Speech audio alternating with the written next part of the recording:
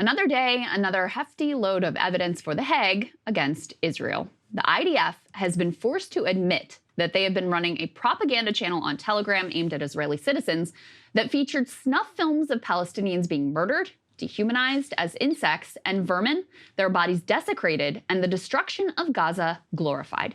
Here are the details. The channel, named 72 Virgins Uncensored, celebrated everything from a Palestinian being repeatedly run over to a mother grieving over her son, to the destruction of places of worship and reduction of Gaza City to rubble. The existence of the channel has been known for some time. It was created on October 9th. Haaretz was the first mainstream outlet to cover its existence in early December of last year. Now, in that first report, they were able to cite a senior military official who anonymously confirmed that the IDF was in fact directing the channel.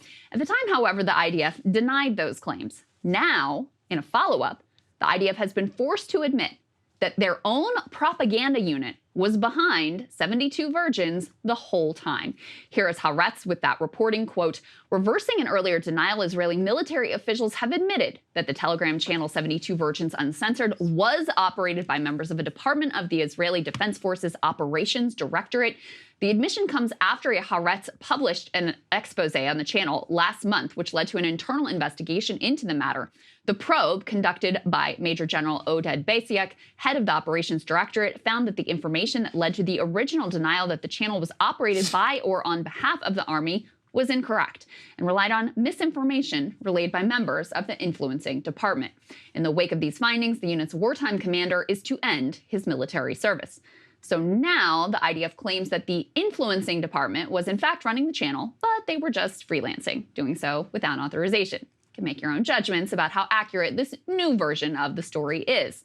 Haaretz also documented some of the genocidal language, gore, and war crimes that were celebrated on this channel. Quote, an October 11th post read, "Burning their mother, you won't believe the video we got. You can hear their bones crunch. We'll post it right away. Get ready." Photos of Palestinian men captured by the IDF in the Strip and the bodies of what they describe as terrorists were captioned, "Exterminating the roaches, exterminating the Hamas rats, share this beauty." A video of a soldier allegedly dipping machine gun bullets in pork fat is captioned, "What a man! Greases bullets with lard. You won't get your virgins." Another caption was, "Garbage juice, another dead terrorist. You have to watch it with the sound. You'll die laughing." Analyst Nox Bilal has been tracking the content on the channel as well. According to Bilal, on 72 Virgins, you could find this video of buildings in Gaza being demolished. Each time one is reduced to rubble, the twirling menorah on the screen gets another candle. The caption reads, "Burn Gaza down." You can also find some of the images that horrified the world but apparently delighted the Israeli audience of 72 Virgins. Men and young boys being detained and humiliated in Gaza. Here's what they apparently considered a hilarious post advertising a destroyed building as if it was luxury real estate. Gaza, 6 rooms, 360-degree view, spacious roof, street with lots of parking, exclusively for sale. For those interested, a pool can be added. LOL. Many commentators have been shocked by the willingness of IDF soldiers to publish TikToks advertising their war crimes and atrocities to the world. Incredibly, the shock was often at their willingness to publish these crimes rather than the commission of the crimes themselves. But here we have the propaganda unit of the IDF, itself running a snuff aggregation channel. It makes several things really quite clear. First, far from being ashamed of their war crimes, the IDF and the Israeli government want Jewish Israelis to know just how brutal they are actually being, how complete the destruction and annihilation and suffering. After all, remember that polls found only 1.8% of Israeli Jews thought the IDF were using too much firepower. Nearly 60% thought they were not using enough. And since the IDF can't actually accomplish any of their supposed military objectives, brutality is meant to substitute for success. After all, Hamas is not destroyed. The IDF has killed more of their own hostages than they have rescued. The tunnel system is largely intact and far from creating a shock in the population that would lead them to abandon their fight. The Israelis have only strengthened the logic of violent resistance among Palestinians. Domestically, Israel is suffering a tremendous economic blow and inching closer to outright global pariah status, having already been found to be plausibly committing genocide.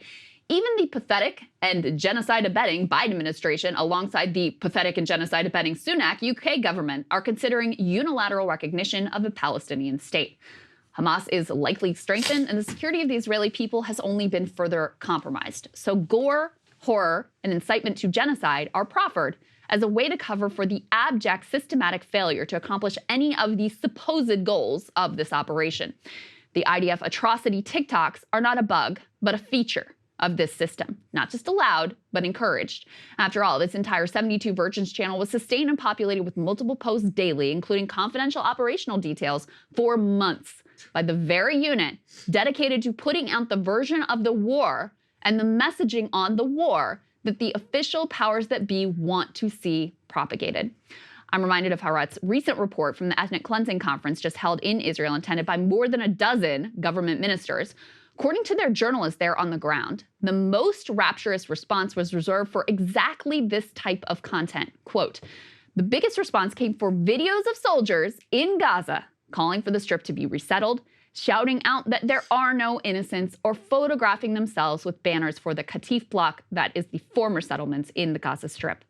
So stop being puzzled by the mystery of IDF soldiers filming their atrocities.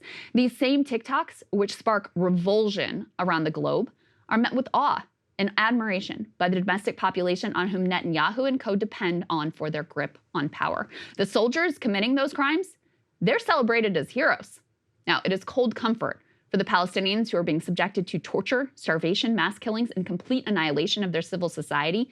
But every one of these incidents makes it that much more difficult for the Israeli government to wriggle their way out of those ICJ genocide charges.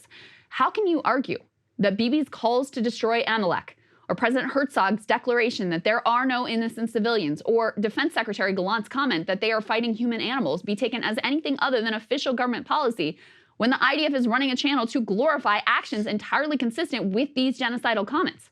How can you possibly view these comments and actions as fringe when they're being pushed as the official face of the war by the IDF propaganda unit? The genocidal snuff films broadcast by 72 Virgins are official government policy.